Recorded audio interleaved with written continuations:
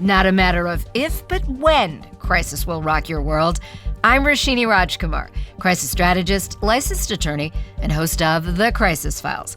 In each case file, we explore a real-world crisis. I look for solutions, often showcasing thought leaders who work to solve issues from the inside. Kristin Rowell is CEO of Energetically Efficient. A former business litigator, she is a functional nutritional therapist on a mission. Chris is here for the case file I call Carb Conundrum.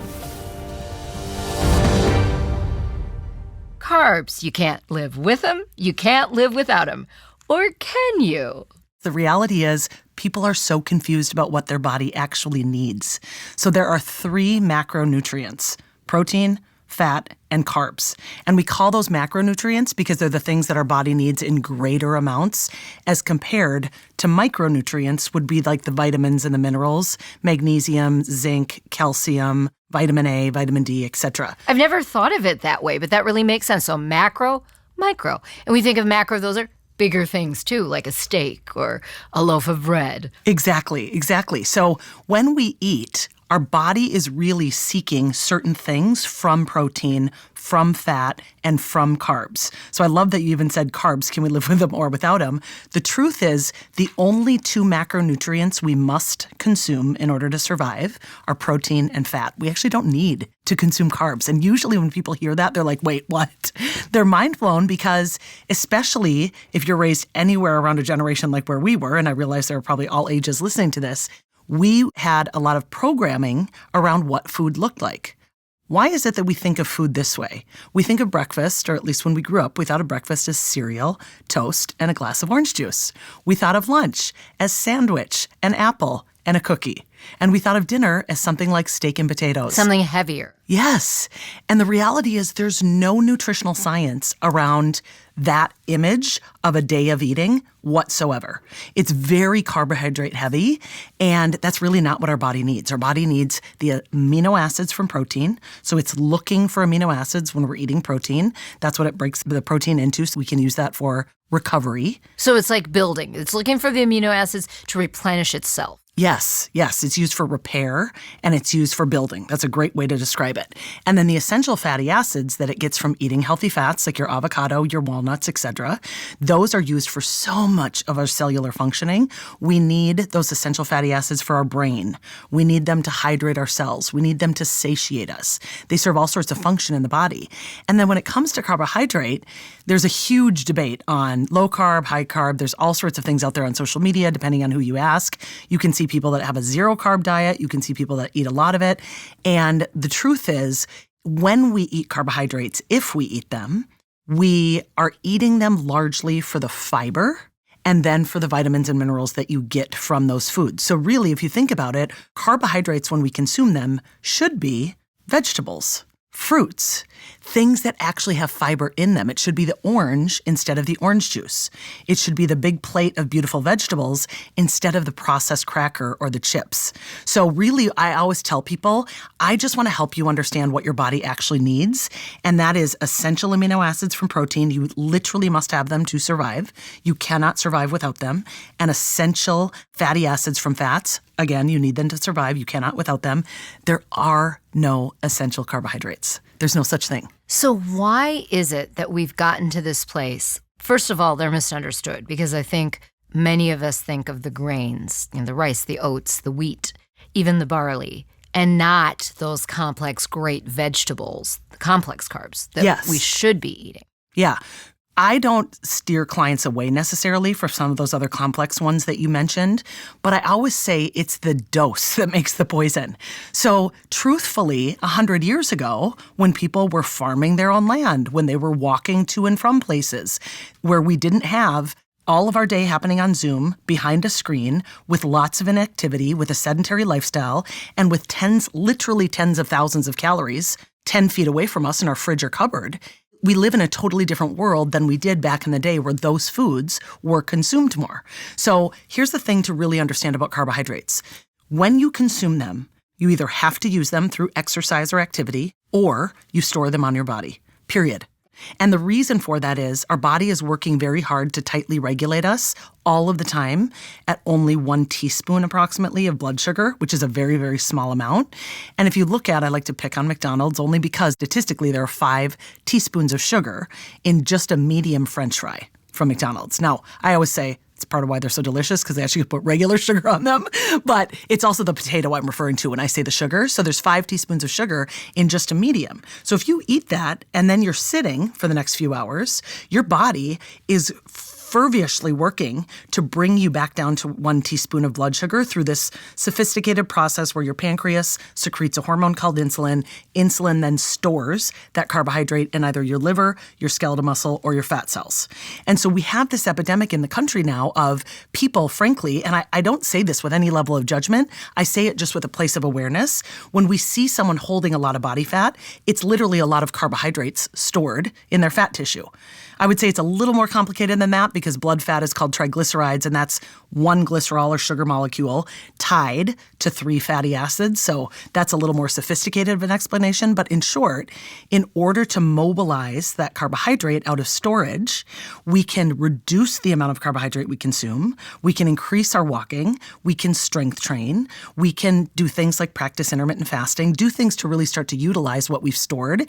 And I recommend this, Roshini, for many people because we have a significant problem with both diabetes and obesity in this country. I mean, it's costing our country billions of dollars. And I'm glad you brought up the obesity piece because when you mentioned that term insulin, we hear about type 1 diabetes, type 2 diabetes. You hear about people are pre-diabetic and oh my gosh, all of a sudden that's the wake-up call to cut out sugars. So give people the visual, not just the type, but what they can do in a day when it comes to carbs. What would you like to see us all put into our bodies every day? Because I don't think people are going to be able to go cold turkey. I think that's fair. And I wouldn't ask people to go cold turkey. I would ask them to become really mindful, intentional, and conscious about the carbs they are consuming. So I always say every time you sit down to eat, I want you to think of this little mantra, I'll call it. But it's prioritize protein, fill in with fat, and then carefully add carbs.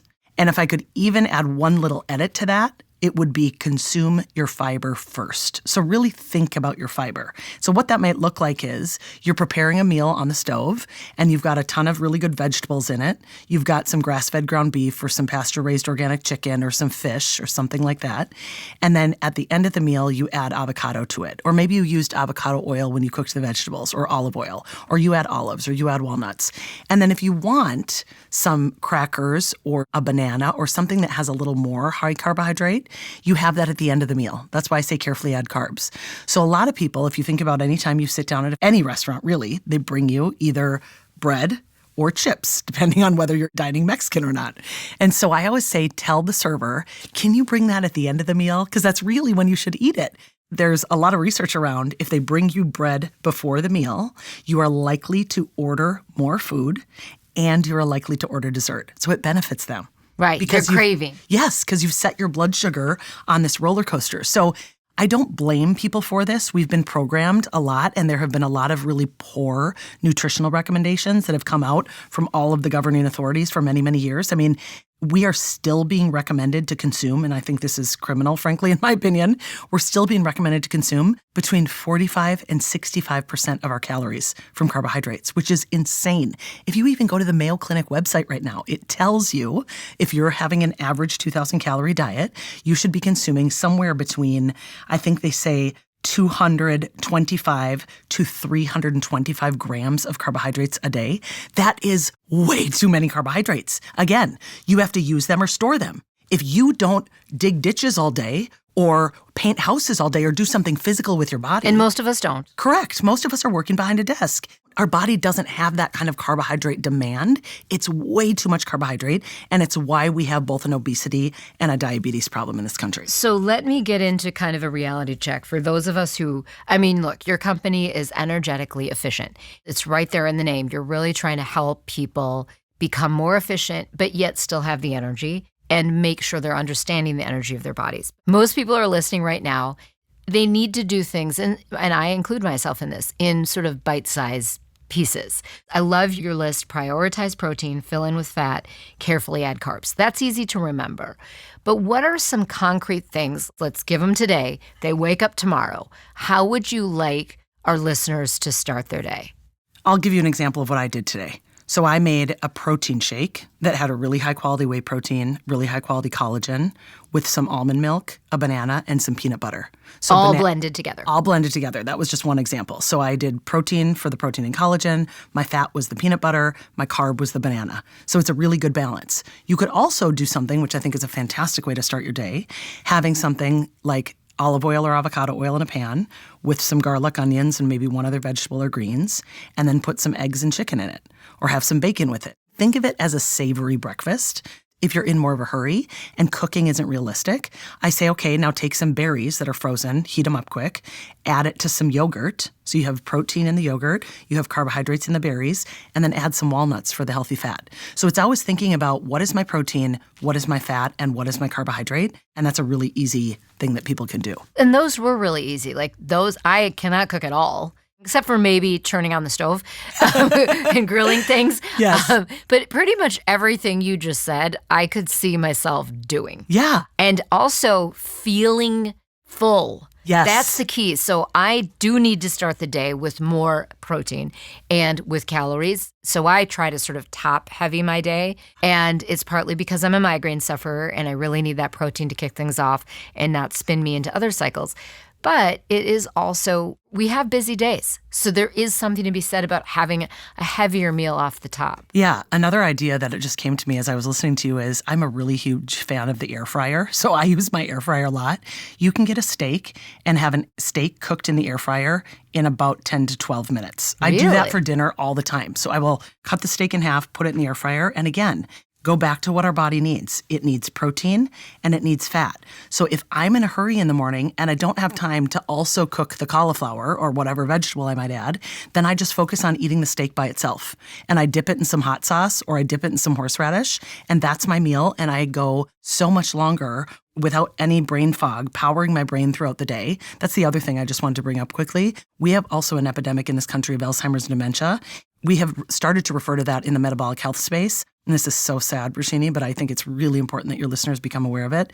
We refer to that as diabetes type 3 because there is such a connection between the overconsumption of processed carbohydrates and Alzheimer's and dementia. So if for no other reason, if people don't have weight concerns, if they aren't worried about obesity or diabetes, be worried about the health of your brain in terms of let's get all of this processed carbohydrate out so that we don't start to denigrate our brain through all of this overconsumption of sugar. And it has to do with a sophisticated way in which our body and the blood-brain barrier utilizes glucose or ketones for fuel.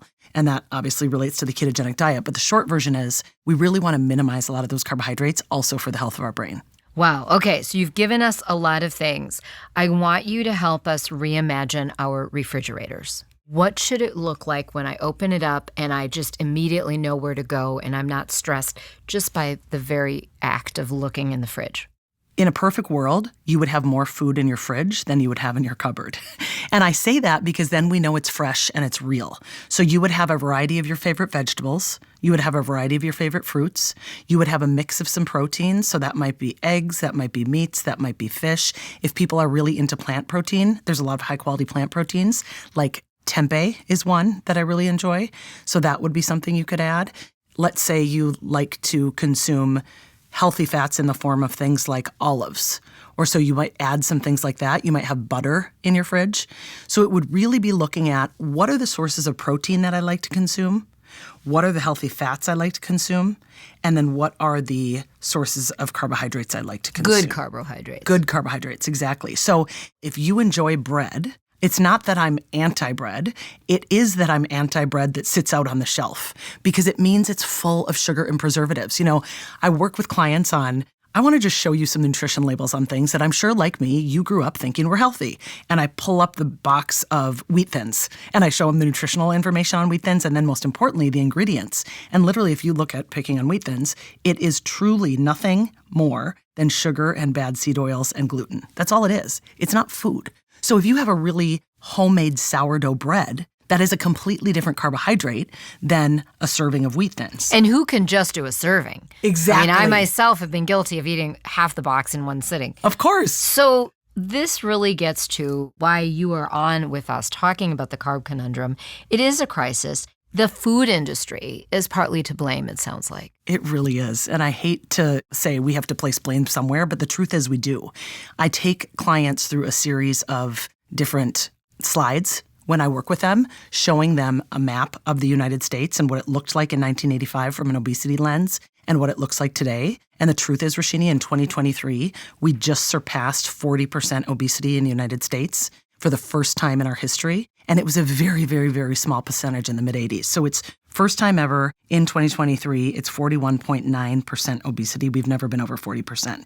And, when we look at what this costs in terms of healthcare, we have, as of 2021, 38.4 million people in the U.S. have been diagnosed with diabetes. That's over 11% of our population. And there's tons of people that haven't been diagnosed. 1 in 5 people have diabetes and don't even know it. And then setting aside just the diabetes statistics, before you get to that number, you have all these people with massive insulin resistance. And I'd say a lot of people that hire me, that's where they find themselves. Their metabolism feels quote unquote broken. Their words, not mine. They feel like I just keep putting this weight on and I don't know what's going on. I feel like it's much harder at this age than it used to be 10 or 20 years ago. And the truth is, if we don't continue to strength train, if we all of a sudden let this carb creep happen, I call it the carb creep, where our diet becomes largely carbohydrate based because it's quick energy. One other thing for your listeners to think of here is I want you to think of carbohydrates as like the kindling, the sticks, the newspaper on the fire. Healthy fats are the logs. Okay, so if we're consuming largely carbohydrate,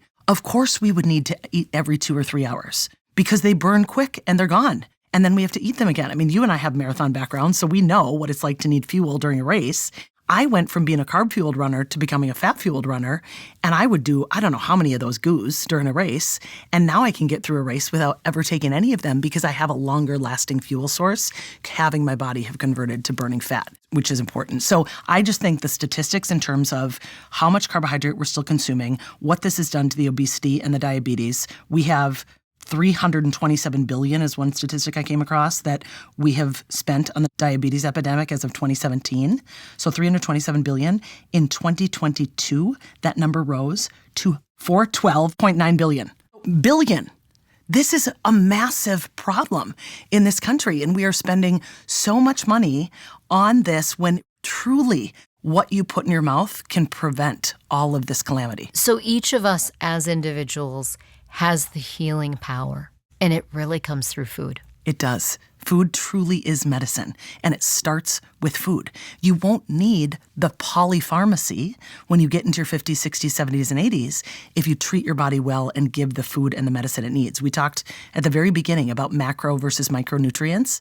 That's what our body needs when we eat food. That's what it's searching for. And the more deficiency that we create from a macro and a micro standpoint, the more likely we are to need medication to deal with the symptoms from that deficiency. Let me be clear. The medication is not fixing the deficiency. It is addressing the symptom that is caused by the deficiency. So my argument is, why don't we just fix the deficiency? And is it ever too late? Let's say there's someone out there listening right now. They're 60 years old. They've been diagnosed with maybe pre-diabetes. Can they turn it around? They can. And I'm so glad you asked that question. I have clients who work with me in their 60s or 70s that are thinking in their minds, I'm so far down the path now, it's just too late.